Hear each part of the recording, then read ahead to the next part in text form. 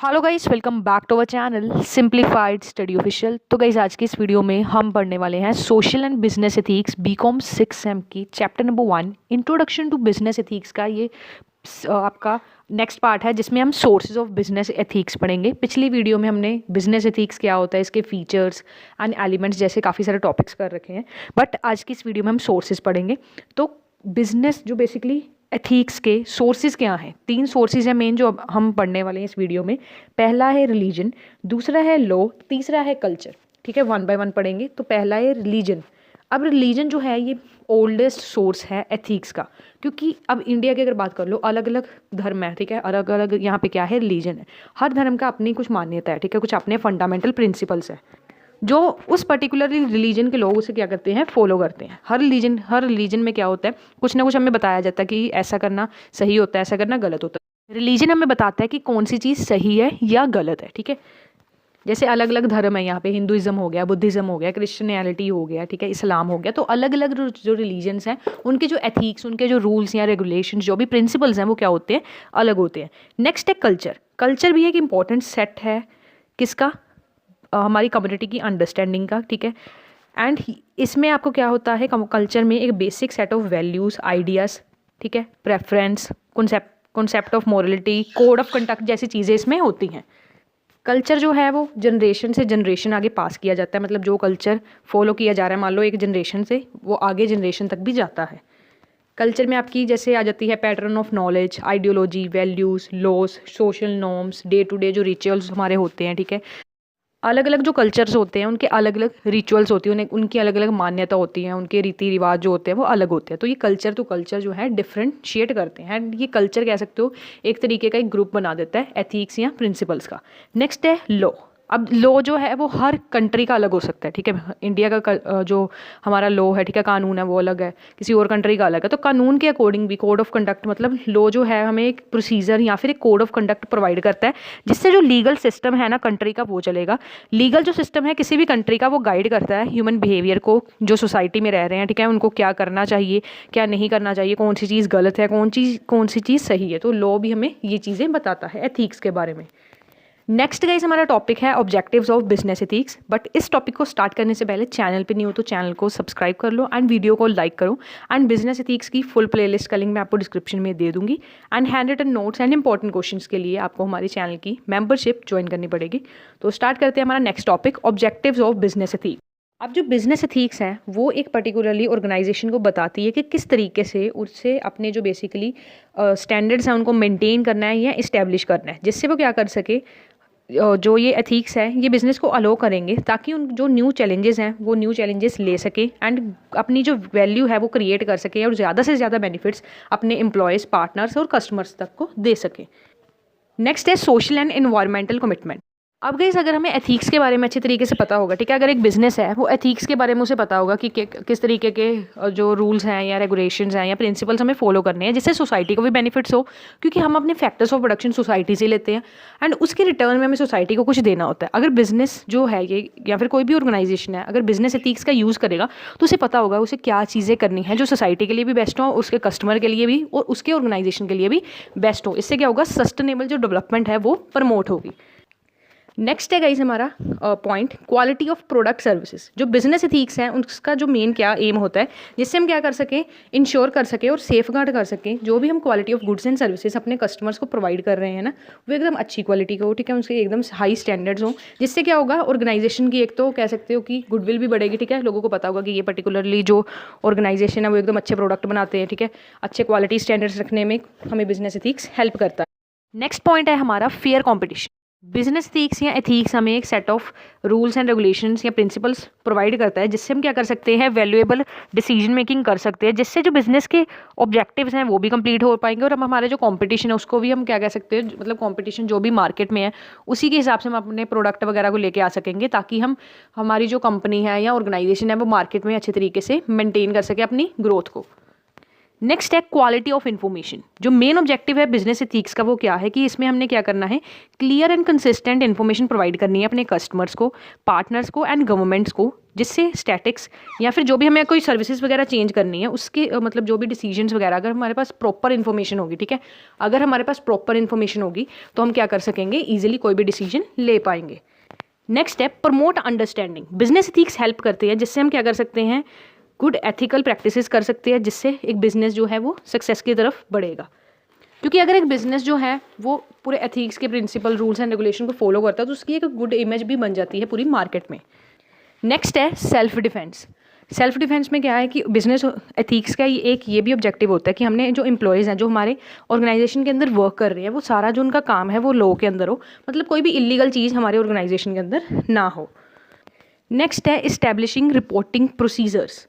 मतलब इसका क्या मतलब है, हमारी ऑर्गेनाइजेशन में कुछ ऐसे भी सिस्टम होने चाहिए जिससे मान लो कोई भी अगर जो एथिक्स को फॉलो नहीं किया जा रहा है या कुछ भी इलीगल चीज़ हो रही है तो हमारे पास ऐसा एक सिस्टम बना हो, अगर किसी को भी पता चल रहा है कि हाँ हमारी जो पॉलिसी के अंदर मतलब जो भी ऑर्गेनाइजेशन की पॉलिसी के अगेंस्ट कोई काम चल रहा है या कोई इलीगल चीज़ चल रही है तो हम उसको क्या कर सके, आगे पूरे रिपोर्ट कर सके सुपरवाइज़र तक, ताकि हम टाइम रहते एक जो कह सकते हैं एक डिसीजन ऐसा ले सके जिससे ये जो वॉयलेशन है एथिक्स की ये ना हो। नेक्स्ट है establishing practices for financial reporting. Business ethics जो है इसमें हमें एक्यूरेट फाइनेंशियल रिपोर्टिंग चाहिए होती है, क्योंकि इनएक्यूरेट फाइनेंशियल रिपोर्टिंग के साथ हम क्या कर सकते हैं, हमारी एक तो कंपनी जो है वो डाउनफॉल चली जाएगी। अगर हमारा रिपोर्टिंग जो फाइनेंशियल रिपोर्टिंग सिस्टम अगर अच्छा नहीं होगा उससे हम डिसीजन अच्छे तरीके से नहीं ले पाएंगे, और डिसीजन अच्छे तरीके से नहीं ले पाएंगे तो किस तरीके से हम अपनी ऑर्गेनाइजेशन को ग्रोथ की तरफ लेके जा सकते हैं, नहीं लेके जा सकते हैं ना। इसलिए हमारी जो ऑर्गेनाइजेशन या कंपनी का फाइनेंशियल जो रिपोर्टिंग सिस्टम है वो एकदम एक्यूरेट होना चाहिए। सिर्फ एक्यूरेट और स्ट्रेट फॉरवर्ड नहीं होना चाहिए, इसमें क्लियर फिगर्स भी होने चाहिए और साथ ही साथ सेल्स फिगर सारी मतलब सेल्स डिपार्टमेंट के सारी चीज़ें फेयर वैल्यू पे होनी चाहिए। नेक्स्ट है रिपोर्टिंग फैलिबिलिटी। इसका क्या मतलब है कि हर एम्प्लॉय जो है हर लेवल पे अगर मिस्टेक्स करते हैं, ठीक है, अब ह्यूमन है, ठीक है, मशीन तो हम है नहीं एकदम एक्यूरेट चीज़ कर लेंगे, कहीं ना कहीं हमसे मिस्टेक होती है। तो जो भी एरर्स हो रहा है, ठीक है, कोई भी हमारी ऑर्गेनाइजेशन में या बिजनेस में कोई भी एरर हो रहा है तो सबऑर्डिनेट जो है वो क्या कर सकता है, रिपोर्ट कर सकता है एरर्स को सुपीरियर तक, ताकि जो भी पुअर परफॉर्मेंस है या जॉब में कोई भी एम्प्लॉय की पुअर परफॉर्मेंस हो रही है तो उस पर हम एक्शन ले सकें, उसको कोई ट्रेनिंग वगैरह प्रोवाइड कर सकें। नेक्स्ट है बिल्डिंग ट्रस्ट। जो कंपनी है वो क्या कर सकेगी, ट्रस्ट बिल्ड कर सकेगी बिजनेस एथिक्स की हेल्प से, जिससे वो क्या कर सकेगी, हाई स्टैंडर्ड्स जो है उसे मेंटेन कर सकेगी, एकदम honest, safe and transparent business practices कर सकेगी मार्केट में। नेक्स्ट है इंश्योरिंग एक्सीलेंस। जो कंपनी है वो उसके पास रिस्पॉन्सिबिलिटी होती है ताकि वो सुपीरियर जो रिजल्ट्स हैं अपनी कंपनी की स्ट्रैटेजीज़ के या जो भी नीड्स है शेयर होल्डर की उसको फुलफिल कर पाए। फुलफिल किस तरीके से कर पाएगी, अगर सारी चीज़ें एथिक्स वगैरह जो सारी चीज़ें को फॉलो किया जाएगा तभी एक बिजनेस ग्रोथ की तरफ जा सकता है, ठीक है। प्रॉपर स्ट्रैटेजी होगी हमारे पास, हमें पता होगा कि हमने ये बाउंड्री के अंदर ही सारी चीज़ें काम करनी है, कोई इलीगल चीज़ नहीं करनी है, तभी हम क्या कर पाएंगे, अपने शेयर होल्डर्स को भी मैक्सिमम वैल्यू दे पाएंगे। नेक्स्ट है रिस्पॉन्सिबिलिटी। बिजनेस एथिक्स जो है ये कंपनी को एक क्लीन एंड सस्टेनेबल एनर्जी की तरह काम करते हैं, मतलब ये हेल्प करते हैं जिससे एक बिजनेस जो है वो अपनी सोशल रिस्पॉन्सिबिलिटीज़ को भी समझे एंड इनोवेटिव काम करे उस पर्टिकुलरली इंडस्ट्री में। जैसे मान लो वेस्ट मटेरियल से इलेक्ट्रिसिटी बना रहे हैं तो उससे क्या होगा, एक तो सस्टेनेबल डेवलपमेंट भी होगी, हमारे रिसोर्सेज भी बचेंगे और वेस्ट जो है उसका भी प्रॉपर यूज़ होगा। नेक्स्ट है कस्टमर फोकस। जो मेन एम होता है ना बिजनेस एथिक्स का वो क्या होता है कि हम कस्टमर को सुने, कस्टमर क्या चाहता है उसको पूरे हाई लेवल ऑफ वैल्यू हम प्रोवाइड करें, जिससे क्योंकि मेन हमारा जो क्या है, जो मार्केट में कह सकते हो किंग कौन है, कस्टमर है। अगर हम कस्टमर को सेटिस्फाई करेंगे तो हमारा बिजनेस तो ग्रो करेगा ही करेगा, ठीक है। नेक्स्ट केस हमारा टॉपिक है इंपॉर्टेंस ऑफ बिजनेस एथिक्स, ठीक है, ये हमारा लास्ट टॉपिक है इस वीडियो का। उसके बाद नेक्स्ट वीडियो आएगी उसमें हम ये फर्स्ट चैप्टर एकदम वाइंड अप कर देंगे, फिर सेकंड जो चैप्टर है उसे स्टार्ट करेंगे। तो सबसे पहले इसकी इंपॉर्टेंस का फर्स्ट पॉइंट पढ़ते हैं। फर्स्ट पॉइंट है इसका रिड्यूस बिजनेस मॉल प्रैक्टिसेस। जब बिजनेस एथिक्स हम प्रैक्टिस करेंगे मतलब अपनी ऑर्गेनाइजेशन या कंपनी में फॉलो करेंगे, जिससे जो बिजनेसेस में कोई गड़बड़ी हो रही है या मॉल प्रैक्टिसेस हो रही है, ठीक है, वो क्या होगी, एकदम कम हो जाएगी। जिससे क्या होगा, हमारे जो बिजनेस में रिसोर्सेज भी सेव होंगे एंड जो भी हम ऑब्जेक्टिव्स हमने सेट किए हैं, ठीक है, उसी के अकॉर्डिंग हम वर्क कर पाएंगे। नेक्स्ट है create good image and improve customer confidence. ये मैंने अभी हमने पॉइंट जो है ये किया भी था कि जो बिजनेस एथिक्स का अगर हम यूज़ करते हैं उससे क्या होगा, ये हमारी कस्टमर का कॉन्फिडेंस जो है वो भी इंक्रीज़ होगा एंड साथ ही साथ हम quality products and quantity of products जो है डिलीवर कर पाएंगे कस्टमर तक। नेक्स्ट है कस्टमर सेटिस्फैक्शन। फिर से वही पॉइंट है कि कस्टमर जो है वो लोड्स ऑफ कंट्रीब्यूशन प्रोवाइड करता है मार्केट में, क्योंकि कस्टमर जो है वो किंग पिन है मार्केट में। अगर हम कस्टमर को सेटिस्फाई कर पाएंगे ना तो हमारी जो ऑर्गेनाइजेशन है वो अच्छे से क्या कर पाएगी, ग्रो कर पाएगी, ठीक है। नेक्स्ट है सेफ गार्डिंग कस्टमर राइट। जो बिजनेस मैन होते हैं उसको प्रोटेक्ट करना चाहिए, रिस्पेक्ट करना चाहिए कस्टमर के राइट्स को। जैसे कस्टमर्स के राइट हो गए, right to choose, right to complain, right to be informed या अदर्स, ठीक है।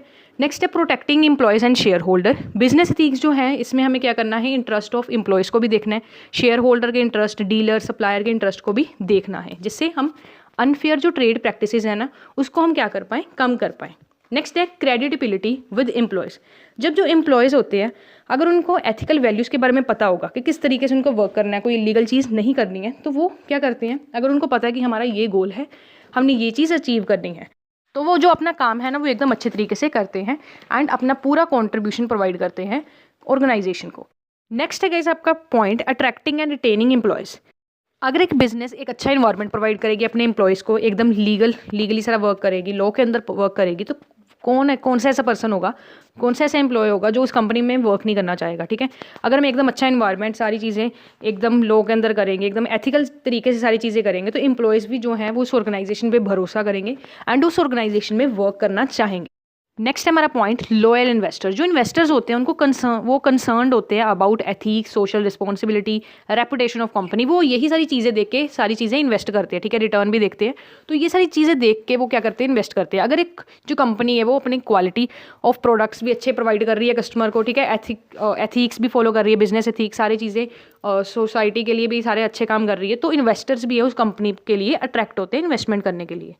नेक्स्ट है develops good relations. Business ethics एक एसेंशियल कह सकते हो पार्ट है जिससे हम क्या कर सकते हैं, डेवलप कर सकते हैं relationship between business and society. क्योंकि एक बिजनेस को पता होगा कि उसको सोसाइटी के लिए क्या करना है, किस तरीके से करना है। नेक्स्ट है सर्वाइवल ऑफ बिजनेस। क्योंकि बिजनेस एथिक्स हमें बताता है कि हमें कस्टमर को क्या करना है, उनकी सारी नीड्स को सेटिस्फाई करना है, क्वालिटी ऑफ गुड्स अच्छे तरीके से करनी है, लॉ के अंदर सारी चीज़ें करनी है, जिससे जो बिजनेस का सर्वाइवल है ना मार्केट में वो हम अच्छे तरीके से मेंटेन कर सकते हैं। और वंस अगर हमारी जो ऑर्गेनाइजेशन है या बिजनेस है वो एकदम मार्केट में क्या हो जाता है, सर्वाइवल करने के काबिल हो जाता है, उसके बाद हम अच्छे तरीके से ग्रो कर सकते हैं। तो बाकी नेक्स्ट वीडियो में हम इस चैप्टर को फुल वाइंड अप कर देंगे, ठीक है। उसके बाद हम नेक्स्ट सेकंड चैप्टर स्टार्ट करेंगे। तो आज की इस वीडियो में इतना ही। वीडियो कैसी लगी कमेंट करके ज़रूर बताना। आज की इस वीडियो में इतना ही। Thanks for watching.